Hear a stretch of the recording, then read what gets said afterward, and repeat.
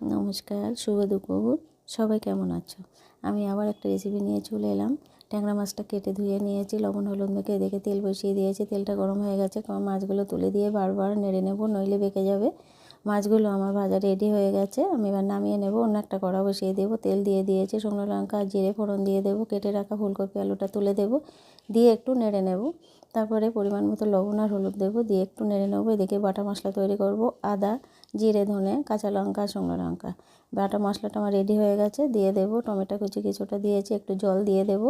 দিয়ে এবার আমি একটু কিছু সময় ঢাকা দিয়ে কপিটা রেখে দেবো। সেদ্ধটা হয়ে গেলে আবার আমি ভালো করে কষিয়ে নেব।